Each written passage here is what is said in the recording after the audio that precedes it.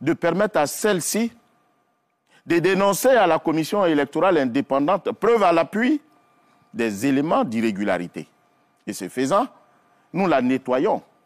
Vous savez, l'histoire de la liste électorale en Côte d'Ivoire, elle est récente. Et on a l'impression que c'est maintenant que cette liste électorale existe. La liste électorale existe depuis 1960, et même avant.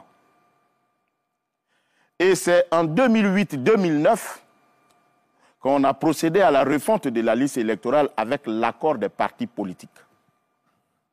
Et cette liste a été refondue et a été certifiée à la suite de l'accord de tous les partis politiques, tous les grands acteurs politiques en Côte d'Ivoire, a été certifiée par les Nations Unies.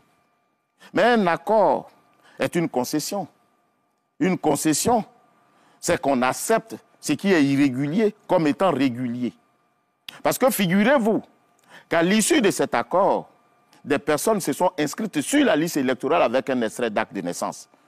Monsieur Diaby, est-ce que sur votre extrait d'acte de naissance, il y a le lieu de naissance de vos parents? Non. Il y a la filiation de vos parents sur la liste électorale? C'est votre filiation qu'il y a sur votre extrait d'acte de naissance et non la filiation de vos parents. De sorte que certaines personnes inscrites sur la liste électorale ont eu, à un moment donné, conformément à l'article 7, des mentions qui faisaient défaut. Mais parce qu'il y avait un accord préalable. Alors quand vous décidez de vous accorder sur les éléments qui vous permettent de vous inscrire sur la liste électorale, mais plus tard, vous ne venez pas dénoncer ces éléments au motif que ceux-ci ne sont pas conformes à la loi. Pour être plus clair, on organise un bal et on dit que pour entrer dans ce bal, il faut être vêtu d'un pantalon, d'une chemise et d'un chapeau. Et on prend un certain nombre de citoyens qui remplissent ces conditions, mais on se rend compte qu'il y a bon nombre de personnes qui sont encore au dehors de la salle. On s'accorde pour dire, bon, si vous avez un pantalon et une chemise, ça devrait suffire. Et on fait rentrer les personnes. Mais pendant que le bal bat son plein, on décide de faire un audit. On dit, ah non, non, non, on a constaté qu'il y a trop de personnes qui sont dans la salle. Alors, on vient pour dire, il faut faire un contrôle. Mais, monsieur, dites-moi, ce contrôle va se faire sur la base de quoi? Sur la base des premières conditions qui disent qu'il faut être vêtu d'un pantalon, d'une chemise et d'un chapeau, ou bien d'un pantalon et d'une chemise. À mon avis, ce sont les deux règles.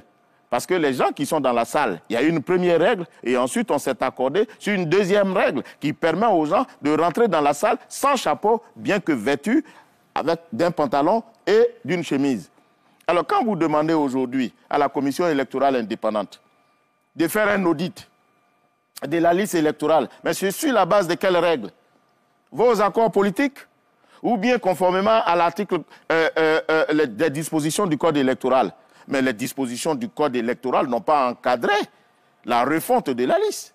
Donc voilà pourquoi, à chaque fois quand on nous demande de faire un audit ou bien de faire des contrôles, on leur dit toujours, référez-vous aux accords que vous-même vous aviez conclus à un moment donné. Et cette liste électorale a été certifiée par les Nations Unies.